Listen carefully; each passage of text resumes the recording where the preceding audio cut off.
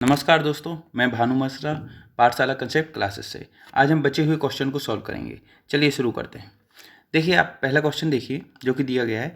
20 centimetre ऊंचे और 15 centimetre आधार वाले एक समवृत्ताकार शंकु को गलाया जाता है। उससे छोटे छोटे शंकु जो 5 सेंटीमीटर ऊंचे और 1.5 सेंटीमीटर त्रिज्या वाले हैं तो कितने बनाए जा सकते हैं। तो सीधा सीधा मैं क्वेश्चन आपको समझाने की कोशिश करता हूँ कि इसमें दिया गया एक बड़ा शंकु था जिसमें से हमें छोटे छोटे शंकु बनाने हैं।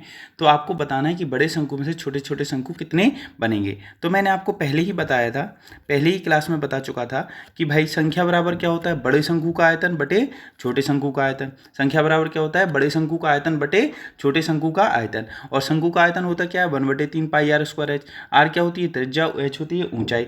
तो हम ऊपर लिखेंगे बड़े शंकु का आयतन और नीचे लिखेंगे छोटे शंकु का आयतन। तो ऊपर लिखा 1/3 पाई आर स्क्वायर एच, नीचे लिखा 1/3 पाई आर स्क्वायर एच। तो 1/3 से 1/3 कट गया, पाई से पाई कट गया, ठीक है ना। बचा क्या, आर स्क्वायर एच। तो ऊपर है बड़े शंकु की आर और एच और नीचे है छोटे शंकु की आर और एच। तो जब हम ऊपर की लिखेंगे तो ऊपर आर कितनी है बड़े शंकु की, 15। कितनी है, 15। तो आर स्क्वायर है तो 2 बार लिख दिया 15 15। और एच कितनी है बड़े शंकु की, 20। तो हमने इसको क्या लिख दिया, 20 लिख दिया। इसी प्रकार से छोटे शंकु की त्रिज्या क्या है, 1.5 और छोटे शंकु की ऊंचाई क्या है, 5 है। जैसे कि आप सवाल में देख सकते हैं, यहाँ दी गई है ना आपको, ठीक है ना। क्लियर है बात। अब देखिए, ये दशमलव हटाया तो ऊपर 10 आ गया, ये दशमलव हटाया तो हमने क्या लिख दिया, ऊपर 10 लिख दिया। अब ये 15 से 15 कट गए, 15 से 15 कट गए, 5 चौका क्या हो गया, 20 हो गया। ये 4 बचा आपका, ठीक है ना। अब 10 गुणा 10 तो ये पूरा कितना आ गया, 400। तो आंसर क्या आ गया आपका, 400। संख्या क्या होगी आपकी, छोटे संख्याओं की संख्या क्या मिल जाएगी आपको, 400 मिल जाएगी। कितनी आंसर आ जाएगा आपका, 400 आंसर हो जाएगा। जैसे कि आपको आंसर डी दिख रहा होगा, आप समझ पाए होंगे। जब भी हमें बड़े से छोटे संख्या निकालनी पड़ती है तो हम क्या करते हैं, बड़े में छोटे का आकृति का आयतन का क्या कर देते हैं, भाग दे देते हैं। चलिए नेक्स्ट क्वेश्चन की तरफ चलते हैं। तो देखिए जरा, आपको नेक्स्ट क्वेश्चन रेलगाड़ी से है। तो उसमें आपको बताया जा रहा है, एक रेलगाड़ी एक बिजली के खंभे को पार करती है तो 20 सेकंड लेती है, और फिर वही रेलगाड़ी जब चलती है तो 250 मीटर लंबे प्लेटफॉर्म को पार करती है तो कितना समय लेती है आपका, 45 सेकंड का क्या लेती है, समय लेती है। तो आपको बताना है रेलगाड़ी की लंबाई क्या है। तो आपको मैंने क्लास में भी कराया है, समझाया भी है। तो इसमें देखिए, आपको पता है चाल बराबर क्या होता है, दूरी बटे समय। तो रेलगाड़ी की चाल क्या होगी, जब वो खंभे को पार कर रही होगी तो अपनी दूरी की बराबर ही वो क्या, अपनी लंबाई के बराबर ही दूरी तय करेगी। तो उसकी लंबाई मान ली हमने एल, और समय कितना ले रही है वो, 20 सेकंड, जो कि आपको इसमें दिया है। 20 सेकंड उसने क्या लिया, आपका समय लिया। तो चाल बराबर दूरी कितनी ले ली, एल, और समय कितना ले लिया, 20 सेकंड। तो आपको ये समीकरण 1 मिल गया। तो पहली लाइन में आपको दिया गया है, एक रेलगाड़ी की लंबाई खंभे को सामने पार करती है तो 20 सेकंड में पार करती है। तो ये आपका पहला समीकरण यहाँ से बन गया। अब दूसरा कैसे बनेगा, उसने कहा 250 मीटर लंबे प्लेटफॉर्म से पार करती है तो 45 सेकंड लेती है। तो अब चाल आपकी क्या है, ऐसे ही थी। अब दूरी कितनी दूर पार करेगी, जब प्लेटफॉर्म को पार करती है रेलगाड़ी तो अपनी लंबाई और प्लेटफॉर्म की लंबाई के बराबर दूरी तय करती है। तो अपनी लंबाई कितनी थी, एल, और प्लेटफॉर्म की लंबाई कितनी है, 250, और समय कितना लिया उसने, 45 सेकंड। तो क्या हो जाएगा, एल प्लस 250 अपॉन 45। तो ये समीकरण 2 बन गया। अच्छा देखिए, एस ए बराबर क्या है, एल बटे बी। तो इस ऐसे की जगह हमने एल बटे 20 लिख दिया, और आपको ये सीधा सीधा इक्वेशन ये दी गई है ना। हमने क्या ऐसे काटा इसको, 5 चौके 20 काटा, ये 5 नाम 45 हो गया। अब तिरक गुणा करेंगे 9 का ऊपर तो 9L हो गया, यहाँ तिरक गुणा करेंगे तो 4L प्लस 1000 हो जाएगा, ठीक है ना। इसको आप इक्वेशन सॉल्व कर लेना और कुछ नहीं है ना। अब यहाँ 4L का पक्षांतर होगा तो 5L बचेगा, और यहाँ पे 1000, और L का 5 का नीचे जाएगा तो ये कटेगा तो कितना बचेगा आपका, 200। तो आंसर क्या हो जाएगा, आपकी रेलगाड़ी की लंबाई 200 मीटर। बहुत ही आसान क्वेश्चन है, आप क्लास के नोट से भी कर सकते हैं, ठीक है ना। नेक्स्ट क्वेश्चन की तरफ चलते हैं। देखिए नेक्स्ट क्वेश्चन आपका एलजेब्रा से है ना। बहुत ही आसान क्वेश्चन है, जरा समझते हैं इसको, ठीक है ना। थोड़ा इसको जूम कर दूं जिससे आपको और अच्छे से समझ में आए चीज़ें, ठीक है ना। ठीक है, मैंने क्या किया, पहले ही लिख लिया इन चीज़ों को, जिससे कि मतलब आसानी हो समझाने में, है ना। उसमें क्या होता है, पहले लिखे नहीं तो उसमें राइट करने में दिक्कत हो रही थी, ठीक है ना। अच्छा, सवाल में दिया है पी क्यू माइनस क्यू पे 3 की घात। आप सवाल देखेंगे ना तो सवाल में क्या दिया है आपको, पी क्यू माइनस क्यू पे 3 की घात, है ना, बराबर पी माइनस क्यू का होल क्यू। ये सवाल मैंने उतार दिया यहाँ पे, क्या कर दिया मैंने, सवाल पहले ही उतार दिया यहाँ पे, ठीक है ना। तो अब अपन डिस्कस करते हैं इस सवाल को, ठीक है ना। तो पी माइनस क्यू दिया है, पी माइनस क्यू का होल स्क्वायर दिया, माइनस एक्स पी क्यू दिया है, ठीक है ना। तो आप देखना जरा, पी माइनस क्यू की जगह हमने पी माइनस क्यू लिख दिया, और पी माइनस क्यू का होल स्क्वायर हम सोल्व करेंगे तो P square plus Q square minus 2pq हो जाएगा, है ना। ये हमने ए माइनस बी का होल स्क्वायर लगा दिया ना, और माइनस एक्स पी क्यू तो दिया ही है अपन को, ठीक है ना। अब इसको और सॉल्व करेंगे तो p माइनस क्यू की जगह हमने p माइनस क्यू लिख दिया, पी स्क्वायर की जगह पी स्क्वायर लिख दिया और क्यू स्क्वायर की जगह क्यू स्क्वायर लिख दिया। अब इन दोनों में से हमने क्या किया, पी क्यू कॉमन ले लिया, कॉमन ले लिया तो यहाँ से -2 बचा यहाँ पे और यहाँ पे -x बचा, तो -2 -x बच गया है ना। लेकिन आपको पता है ए क्यू माइनस बी क्यू का होल स्क्वायर का फॉर्मूला क्या होता है, ये आपको पता होना चाहिए, तभी हम ये क्वेश्चन कर पाएंगे। तो क्या होता है, a minus B A square plus B square plus 2ab होता है, ठीक है ना। तो अब हम इस इक्वेशन को, ऊपर वाली इक्वेशन को नीचे वाली इक्वेशन से मैच करेंगे। तो देखो p की जगह a है, q की जगह b है, ठीक है ना, सारी चीज़ें सेम है, p स्क्वायर q स्क्वायर भी आ रहा, लेकिन यहाँ पे इतनी बड़ी चीज़ आ रही है, पी क्यू कोष्टक में -2 -x आ रहा है और नीचे अकेला क्या आना चाहिए, a भी आना चाहिए। लेकिन मतलब इसका मान क्या है कि एक -2 -x की वैल्यू किसके बराबर हो जाएगी, इसमें 1 के बराबर हो जाएगी। क्या होता है यहाँ पे 1 होता है ना, -2 -x की वैल्यू किसके बराबर हुई, 1 की बराबर हो गई। तो -2 का हम पक्षांतर करेंगे तो +3 हो जाएगा, +2 हो जाएगा और यहाँ से हम जोड़ देंगे तो -x बराबर क्या आ जाएगा, 3 आ जाएगा और x का माइनस का पक्षांतर होगा तो यहाँ पे आएगा -3, तो आपका आंसर आ जाएगा। आप समझ पाए होंगे, ये केवल इक्वेशन का काम है और कुछ सीखने का कुछ नहीं है इसमें। तो आपका आंसर क्या आ जाएगा, -3 आपका क्या होगा, आंसर होगा, ठीक है ना। और किसी को दिक्कत हो तो कमेंट करके पूछ लेना, तो मैं आपको बता दूंगा, ठीक है ना। चलिए नेक्स्ट क्वेश्चन की तरफ चलते हैं। देखिए ये भी क्लास का ही क्वेश्चन है, सारे क्वेश्चन क्लास के ही हैं, कोई नई चीज़ें नहीं पढ़ रहे हम लोग, है ना, सारे क्वेश्चन काय के हैं, आपके क्लास के ही हैं। चलिए देखिए इस क्वेश्चन को देखते हैं।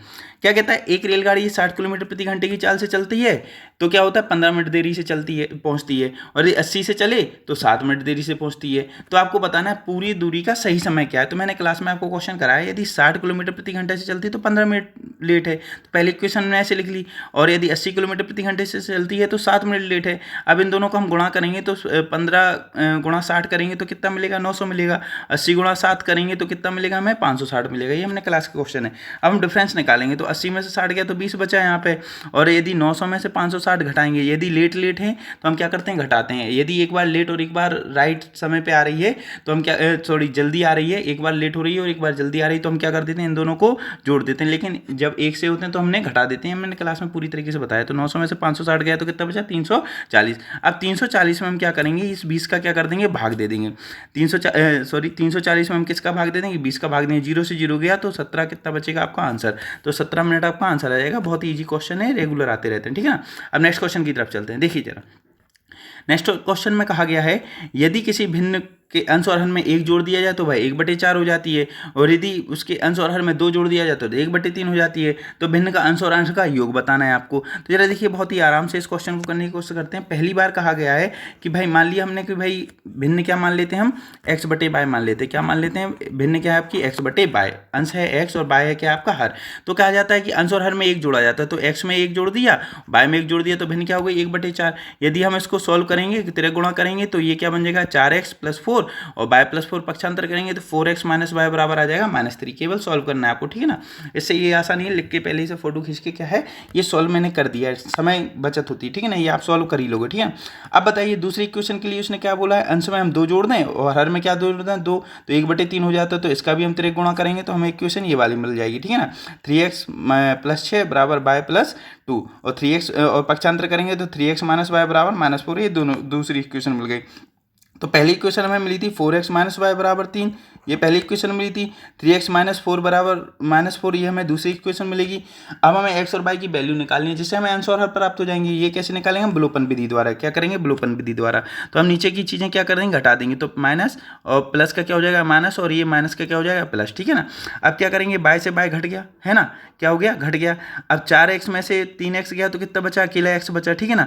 और ये तो घट ही गया, और ये प्लस का 4 है, -3, तो कितना बचा, x की वैल्यू कितनी आ गई, 1 आ गई, ठीक है ना। यहाँ से अब हम क्या करेंगे, x कोई भी इक्वेशन, मान लो इसी इक्वेशन में हमने क्या किया, x की वैल्यू 1 रख दी, तो 3x - y बराबर -4 दिया है।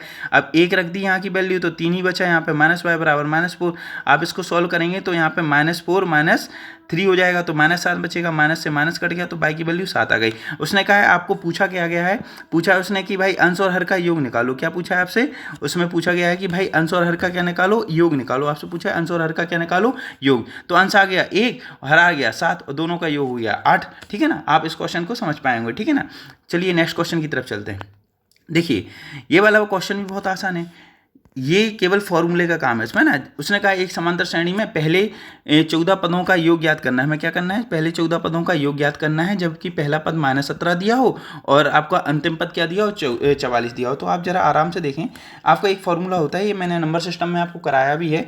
यदि आपको योग निकालना है, यदि पहला पद दिया हो, अंतिम पद दिया हो और पदों की संख्या दी हो, तो योग बराबर क्या होता है, n पदों का n/2 a + l। ए होता है प्रथम पद और एल क्या होता है आपका अंतिम पद, ठीक है ना। एल क्या होता है आपका अंतिम पद होता है। तो जरा देखिए हम सीधे पुट करेंगे, एन की जगह क्या आ जाएगा 14 क्योंकि 14 पद है, बटे 2 हो गया। ए की जगह आएगा -17 क्योंकि पहला पद आपको क्या दिया गया है, -17 दिया गया। देख लीजिए आप क्या दिया है, पहला पद क्या दिया गया आपको, -17 दिया गया है, ठीक है ना। और अंतिम पद कितना दिया आपको, 44 दिएगा। तो हमने इसकी जगह क्या लिख देंगे 44। इसको सॉल्व करेंगे तो 7 ये क्या आएगा, 2 7 14, 7 बचे यहाँ पे। 44 में से 17 गए तो क्या बचे 27, और 27 गुणा 17 करेंगे तो 189। और आप आंसर चेक कर सकते हैं कौन सा आ जाएगा आंसर, आपका आंसर होगा बी वाला। कौन सा आंसर होगा आपका, बी वाला आंसर होगा। कौन सा वाला आंसर हो जाएगा आपका, बी वाला आंसर होगा 189। आप समझ पाए होंगे। चलिए अब चलते हैं नेक्स्ट क्वेश्चन की तरफ, ठीक है ना। चलिए नेक्स्ट क्वेश्चन में वो कहता है, ये भी हमने क्लास में क्वेश्चन डिस्कस किया था औसत में। तो जरा अपन देखते हैं इसको क्वेश्चन क्या कह रहा है आपसे। देखिए क्वेश्चन कहता है कि 40 पारियां खेली गई। कितनी पारियां खेली गई, 40 पारियां खेली गई हैं और इसका औसत है 50 रन, ठीक है ना। सर्वाधिक स्कोर किसी पारी में सर्वाधिक स्कोर बने हैं और एक पारी ऐसी जिसमें सबसे कम स्कोर बना है ना, तो उसका कितना अधिक है, वो सर्वाधिक स्कोर वाला कम स्कोर वाले से 172 अधिक है। मतलब इसका मतलब क्या है, सर्वाधिक स्कोर और जो कम स्कोर बना हुआ जिस पारी में, उसका अंतर दिया 172, ठीक है ना। अधिक शब्द और कम शब्द क्या बताता है आपको, अंतर बताता है, दो पारियों के बीच का अंतर बताए। और उसने कहा इन दोनों पारियों को हटा दिया जाए तो शेष पारियों का औसत कितना बनता है, 48 बनता है। तो खिलाड़ियों का सर्वाधिक स्कोर बताया है ना, तो कौन सी पारी में सर्वाधिक स्कोर, कितने सर्वाधिक स्कोर बने थे, ठीक है ना। तो अपन इस क्वेश्चन की तरफ चलते हैं। देखिए जरा बड़े आराम से देखेंगे इस क्वेश्चन को। कहा जाएगा, उस अपन पहली लाइन पढ़ते हैं तो उसमें उसने बताया है कि भाई 40 पारियां खेली हैं और औसत 50 है। तो हम इससे टोटल रन निकाल सकते हैं। हम इससे क्या निकाल सकते हैं, टोटल रन कितने बने हैं। तो हम क्या करेंगे कि भाई टोटल रन क्या होंगे, पारियों की संख्या गुणा औसत। तो हमें टोटल रन कितने मिल जाएंगे, 40 गुणा 50 मतलब कितना हो जाएगा, 2000 अपन को क्या मिल जाएंगे, ये टोटल रन मिल गए, ठीक है ना। अब क्या बताया उसने, भाई अधिकतम पारी और न्यूनतम पारी अधिकतम पारी के रन न्यूनतम पारी से कितना है, 172 अधिक है। इसका मतलब उसने क्या दिया है आपको, अंतर दिया है। अधिकतम माने मैक्सिमम पारी में जो रन बने और मिनिमम पारी में जो रन बने उनका अंतर क्या गया, 172। मतलब मैक्सिमम माइनस मिनिमम बराबर क्या दिया, 172 दिया गया। अब आगे क्या बताया उसने सवाल में, उसने कहा यदि 2 पारियां हटा दिए जाए, तो पूरी पारियां 40 थी, तो 2 पारियां हटा दी गई, तो अब पारी कितनी बची आपकी, 38 बची।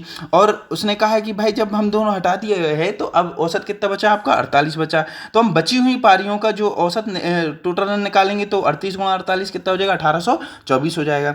अब हम क्या करेंगे, अब जो बची हुई 2 पारियां हैं जिसमें मैक्सिमम रन बने थे और मिनिमम रन बने थे, उनका रन कितने कुल रन बने हैं उनको निकालने के लिए हम टोटल 40 पारियों का जो भी आपका औसत है ना, टोटल रन है ना, टोटल रन जो 2000 थे और बची हुई पारियों के रन को घटा देंगे तो आपका 176 जो आंसर आएगा वो क्या, 176 जो आएगा वो क्या आ जाएगा, दोनों पारियों के कुल रन आ गए। मतलब मैक्सिमम जो आपका रन बने और मिनिमम जो रन बने हैं दोनों को मिला दिया जाए तो वो कितना आ गया आपको 176। तो ये प्लस के आ गया और माइनस वाला आपको दिया ही 172। तो यहाँ से हम क्या लगा देंगे, विलोपन विधि लगा देंगे, ठीक है ना। तो ये कट ही गया तो 2 मैक्स आ गया यहाँ पे, है ना। और इन दोनों को जोड़ेंगे तो 348 हो जाएगा। तो मैक्सिमम रन जो बने हैं 2 का भाग देंगे तो 174 आपका क्या आ जाएगा, आंसर आ जाएगा। ये हमने क्लास में अच्छे से डिस्कस किया है ना। और आप समझिए, थोड़ा सा जल्दी बताने की कोशिश, छोटी छोटी चीज़ें आप जल्दी जल्दी सीख सकते हैं। यदि किसी को कोई प्रॉब्लम है तो आप बता देना, तो मैं आपको अच्छे से डिस्कस भी कर दूंगा पर्टिकुलर क्वेश्चन को, ठीक है ना।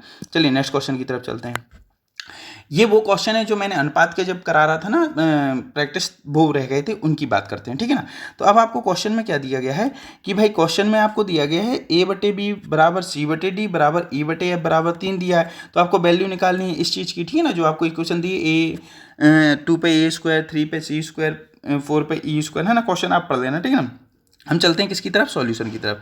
तो जरा देखिए, आप यदि इक्वेशन पढ़ेंगे तो आपको दिया गया है a/b बराबर c/d बराबर e/f बराबर 3। तो हम यहाँ से क्या निकालेंगे, थोड़ा सा देखते हैं इसको जूम करके, है ना। थोड़ा सा जूम कर लेते हैं यहाँ पर, ठीक है ना, ठीक है।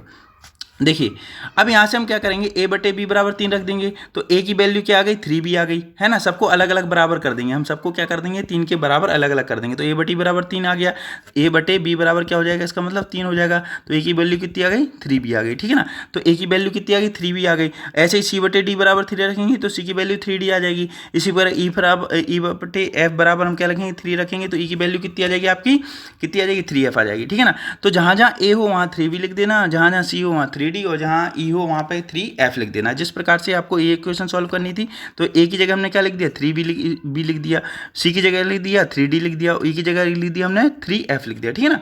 और स्क्वायर लगा तो स्क्वायर चढ़ा दिया। अब इसको सॉल्व करते हैं, तो 2 का 2 आ गया यहाँ पे, ठीक है ना। यहाँ 3b का स्क्वायर क्या होता है, 9b स्क्वायर हो जाएगा। यहाँ 3 का 3 लिख दिया हमने यहाँ पे, ठीक है ना। 3d स्क्वायर का क्या होता है, 9d स्क्वायर हो जाएगा। 4 का हमने यहाँ पे 4 ही लिख दिया, और 3f स्क्वायर का क्या हो जाएगा, 9f स्क्वायर हो जाएगा, ठीक है ना। अब आप देख पाएंगे इन सब में से 9 कॉमन आ रहा होगा, इन सब में से क्या आ रहा होगा, 9 कॉमन। ऊपर भी ये इसमें भी 9, इसमें भी 9, तो हमने 9 कॉमन ले लिया। 9 कॉमन लेंगे तो यहाँ 2b स्क्वायर बचा, यहाँ 3d स्क्वायर बचा, और यहाँ 4f स्क्वायर बचा। और नीचे क्या है आपका, ये इक्वेशन में दिया ही है 2b square 3d square 4f square, और नीचे और एक सा होगा तो कट जाएगा, तो आपका क्या बचा आंसर में, केवल 9। तो आपका आंसर क्या हो जाएगा, सीधा सीधा 9 आंसर आ जाएगा। आपका क्या आंसर आ जाएगा, 9 आंसर आ जाएगा, जो कि आपको नीचे है। तो आपका आंसर नंबर क्या हो जाएगा, डी आपका क्या हो जाएगा, आंसर हो जाएगा, ठीक है ना। चलिए नेक्स्ट क्वेश्चन की तरफ चलते हैं। अनुपात में मैंने अच्छे से कराया ये क्वेश्चन, ठीक है ना। नेक्स्ट क्वेश्चन की तरफ चलते हैं। देखिए जरा, ये क्वेश्चन मैंने कराया हुआ है प्रतिशत में, है ना। ये क्वेश्चन मैंने काय में कराया हुआ, प्रतिशत में। अभी लेटेस्ट तरीके से कराया है और आपको दूसरे तरीके से भी कराया है, लेकिन कोई दिक्कत नहीं, सब बातें एक ही हैं, ठीक है ना, समझना इसको, ठीक है ना। देखिए जरा क्या कहा जाता है, सवाल में कहा जाता है एक कार्यालय है जिसमें कुछ कर्मचारी हैं, जिसकी हमने वेतन कितनी बढ़ा दी, 50% वेतन बढ़ा दी है ना, और कर्मचारियों की संख्या हमने 20% कम कर दी है। तो आपको बताना है वेतन के रूप में खर्च का प्रभाव का अनुपात बताना है आपको, कि भाई जो अभी खर्च हो रहा था और बाद में जो खर्च हो रहा है उनका क्या अनुपात होगा, ठीक है ना। तो जरा देखिए, आपको पता है वेतन गुणा कर्मचारियों की संख्या करेंगे, जो वेतन आप एक आदमी को दे रहे हो, कितने आदमी है उसका गुणा कर देंगे तो हमें पूरा खर्चा आ जाएगा कार्यालय का, भाई इतना खर्च करते हैं। भाई वेतन, एक आदमी की वेतन और कर्मचारियों की संख्या जितनी होगी उन दोनों गुणा करके ही तो खर्चा आता है, ठीक है ना। तो हमने मान लिया वेतन पहले कितनी थी, थोड़ा जूम कर दूं जिससे आपको समझ में आ जाए, है ना। देखिए जरा, पहले वेतन हमने मान ली 100 थी, है ना, और अब वेतन कितनी बढ़ गई, 50% बढ़ गई, तो 100 से कितनी हो गई, 150 हो गई वेतन, ठीक है ना। इसी प्रकार से कर्मचारी की संख्या हमने मान ली पहले 100 थी, अब कितने 20% कम हो गए, तो अब कर्मचारी कितने बचे आपके, 100 कर्मचारी कितने बचे आपके, 80 बचे। कितने बचे कर्मचारी आपके, 80 बचे, ठीक है ना। अब हमने मान लिया पहले आपका खर्चा कितना हुआ करता था, 100, अब मान लो खर्चा कितना हो रहा है, x हो रहा है, ठीक है ना, सारी कहानी बना के। तो अब हम क्या करेंगे, इस इक्वेशन को सॉल्व करेंगे, तो 100 से 100 गया, ठीक है ना, ये 0 से ये 0 गया, ये 0 से ये 0 गया, तो x का मान क्या होगा, 15 120, तो x का मान क्या आ गया, 15 120। मतलब आपने वेतन 50% बढ़ा दें और कर्मचारी 20% कम कर दें, तो आपका जो खर्चा है वो कितना हो जाएगा, 120 रुपये खर्चा आएगा। तो पहले आपका खर्चा कितना आ रहा था, 100 रुपये, अब कितना आ रहा है, 120। तो खर्चा आपका क्या अनुपात निकालेंगे तो 0 से 0 गया, और 5:6 आपका क्या आएगा, खर्चा का प्रभाव क्या आएगा, 5:6 का क्या होगा, आपका खर्च का प्रभाव होगा, जो आंसर आपको दे रहा होगा डी, है ना। इसी क्वेश्चन को मैंने पहले क्लास में किस तरीके से कराते थे, भाई इसको हम 100 मान लेते थे वेतन, हैं, कर्मचारियों को भी 100 मान लेते, दोनों गुणा करके हम क्या मान लेते हैं, इनको 10,000 मान लेते थे। पहले मैंने आपको क्वेश्चन कराए हैं शुरुआत में, परसेंटेज में आप देखना, वो खर्च और खपत वाले क्वेश्चन है ना, ध्यान रखना उनको। अब वेतन कितनी हो गई, 150 हो गई, है ना, ऐसे करके करते थे अपन, है ना। ये हो गई 80 हो गई, अब ये कितना हो जाएगा, गुणा करेंगे तो 120, डबल 0 हो गया, 2 0 बीच का हटा दे, 100 से 120 हो गया। तो आपको इसमें अनुपात पूछा, ऐसे ऐसे भी करा है ना क्वेश्चन, लेकिन अब थोड़ा सा लेटेस्ट सारी चीज़, थोड़ा सा मेथड भी चेंज कर दी, तो आप थोड़ा समझने की कोशिश करना, ठीक है ना। चलिए नेक्स्ट क्वेश्चन की तरफ चलते हैं। ये टोटल क्लास का क्वेश्चन है, क्लास में कराते ही ये सभी लोग कराते हैं, इसलिए मैंने भी करा दिया था, है ना। तो ये क्वेश्चन क्लास का ही आप देखेंगे, जब आपने समानुपात ये घातन करनी में कराया मैंने ये क्वेश्चन, ठीक है ना। तो आप देखना इसको क्या बोलते हैं इस क्वेश्चन में। कुछ नहीं निकालना है आपको, 4 पे 3.5 दिया, अनुपात 2 पे 5 दिया, तो इसका अनुपात निकालना, तो अनुपात निकालने के हम बटे में लिख दिया, है ना। अब 4 को क्या लिख सकते हैं, 2 की 2 पावर लिख सकते हैं, 3/5 मतलब 3/5 का मतलब होता है 7.5, और 2 पे 5 ऊपर है। अब 3.5 गुणा 2 करेंगे तो कितना आ जाएगा, सॉरी 3.5 को क्या बोलते हैं, 3.5 बोलते हैं। 3.5 गुणा 2 करेंगे तो कितना आ जाएगा, दोगुना करेंगे तो 7 आ जाएगा, 2 पे 7 की घात आ गई, 2 पे 5 की घात। अब आधार समान है तो घातें क्या हो जाएंगी, घट जाएंगी, 7 में से 5 गई तो बची 2, 2 पे 2 की घात आ गई, 2 की 2 का घात का मतलब गया तो 4, और इसका अनुपात क्या आ गया आपका, 4:5 1 आ गया, ठीक है ना। इसका आंसर क्या आ जाएगा आपका, ए आंसर आ जाएगा, ठीक है ना। अब इसी प्रकार से नेक्स्ट क्वेश्चन भी ऐसे ही दिया गया है। अब देखिए इसका भी अनुपात निकालने के समय सॉल्व करना, तो 2 पे 1.5 है और 2 पे 0.5 है, तो ये बटे में लिख दिया हमने। अब ये आधार समान है तो घातें क्या हो जाएंगी, घट जाएंगी, तो 1.5 में से आधा गया तो बचा 1 की घात बची है ना, 1.5 में से 0.5 गया तो कितना बचा, 1 ही बची, तो ये इसका आंसर क्या आ जाएगा, 2.1 आ जाएगा, है ना। ये आपको मैंने घातन करने में कराया ही क्वेश्चन, ठीक है ना। अच्छा अब नेक्स्ट क्वेश्चन देखिए। नेक्स्ट क्वेश्चन में दिया है a माइनस बी अनुपात b माइनस सी अनुपात c माइनस डी बराबर क्या दिया है, 1:2:3 दिया है आपको, है ना। ये आपको दिया गया है, तो आपको निकालना है a प्लस डी और रेशियो c निकालना, ठीक है ना। तो इसको मैं थोड़ा जूम करके बताना चाहता हूँ, ठीक है ना। क्वेश्चन लिखा ही हुआ है, कोई टेंशन वाली बात नहीं है ना। देखिए इसमें क्या दिया गया, a माइनस बी अनुपात b माइनस सी सेम दिया है ना, तो इसका मतलब क्या है, a माइनस बी आपका 1 है, b माइनस सी 2 है और c माइनस डी कितना है आपका 3 है, ठीक है ना। तो हमने मान लिया a माइनस बी बराबर 1 और b माइनस सी बराबर क्या लिख दिया हमने 2 लिख दिया, ठीक है ना। ये दोनों इक्वेशन को हम करेंगे तो पहले हम क्या करते हैं, इन दोनों को जोड़ देते हैं, इन दोनों इक्वेशन को क्या कर देते हैं, जोड़ देते हैं। इसको पहली इक्वेशन मान लिया, इसको 2 मान लिया, ठीक है ना। हम इनको जोड़ेंगे तो देखिए माइनस बी और प्लस बी ये घट गए, तो क्या बचा यहाँ से a माइनस सी बराबर क्या बचा है, 1 और 2 कितना होता है 3, तो a माइनस सी बराबर क्या मिल गया हमें, 3 मिल गया। अच्छा देखिए आपको c माइनस डी बराबर कितना दिया है, 3 ही दिया है ना, देखो जरा c माइनस डी बराबर कितना दिया है, 3 दिया है, तो c माइनस डी बराबर आपने 3 लिख दिया। अब इन दोनों इक्वेशनों को हम क्या करेंगे, घटा देंगे। अब इन दोनों इक्वेशन को क्या करेंगे, घटा देंगे। तो यहाँ पे प्लस सी था तो माइनस सी कर दिया, यहाँ पे प्लस का माइनस का डी था तो प्लस का डी कर दिया, यहाँ माइनस सी था प्लस 3 था तो इसको माइनस 3 कर दिया। अच्छा अब देखिए इसको करेंगे तो प्लस का ए आ गया यहाँ पर, ठीक है ना।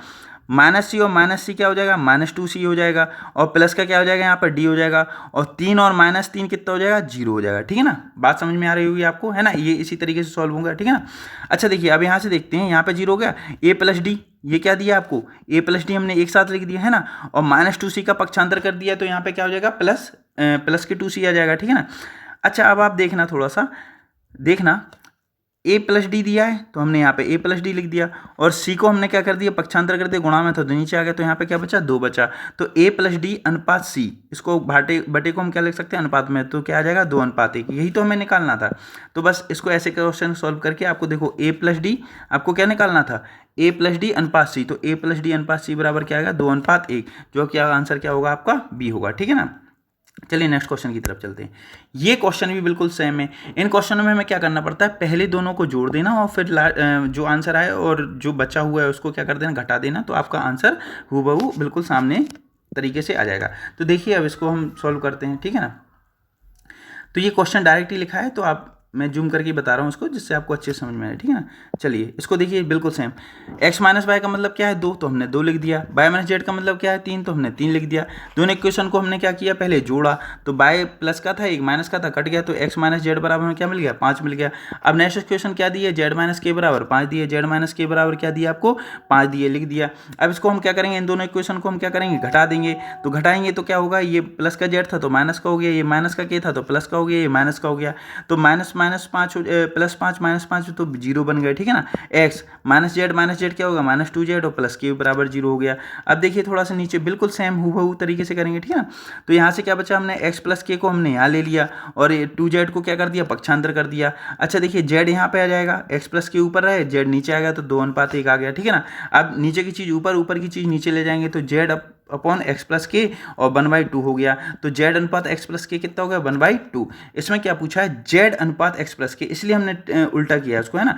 और पिछले क्वेश्चन में क्या पूछा था, x प्लस के अपॉन z, है ना। तो इसमें जो पूछा है उसी तरीके से उसको ऊपर ले जाएंगे, जो नीचे है उसको नीचे ले जाएंगे, जिस प्रकार से पूछा वही हम बताएंगे। तो इसका आंसर हो जाएगा 1:2, मतलब इसका आंसर होगा आपका कौन सा वाला, ए वाला आंसर होगा, ठीक है ना। तो ये आपका बचे हुए क्वेश्चन सारे समाप्त हो चुके हैं। तो आप भी प्रयास करें कि मेरे 1000 सब्सक्राइबर हो जाएं। तो कृपया इस वीडियो को ज़रूर लाइक करें, शेयर करें और सब्सक्राइब करें। मैं इसी प्रकार से आपको क्वेश्चन कराता रहूँगा। अब मैं नेक्स्ट वीडियो में रेशियो का पार्ट 3 लाऊंगा, जिसमें बचे हुए कुछ बेसिक क्वेश्चन कराएंगे, फिर उसके बाद फिर मैं इसी प्रकार से कुछ क्वेश्चन और लाऊंगा, ठीक है ना। तो कृपया मुझे प्रोत्साहित करें और मुझे 1000 सब्सक्राइबर जरूर करें, जिससे मैं लाइव आकर सीधा आपको डायरेक्ट चेहरा दिखाकर अपना बोर्ड पर क्वेश्चन कराऊँ, ठीक है ना। इस तरीके से थोड़ा सा परेशानी होती है, क्योंकि कभी कभी पेन काम नहीं करता है, कभी स्क्रीन काम नहीं करती है ना। तो मैंने इस बार ऐसे ही फ़ोटो खींच के उसमें मैंने डिस्कस करने की कोशिश की। आप बताना ये तरीका ठीक है कि नहीं। इससे थोड़ा आसान हो गया, थोड़े ज़्यादा क्वेश्चन हो गए, अच्छे से डिस्कस भी कर पाया। और भी चीज़ें होंगी साइड की, मैं अगली वीडियो से बताना चालू करूँगा, ठीक है ना।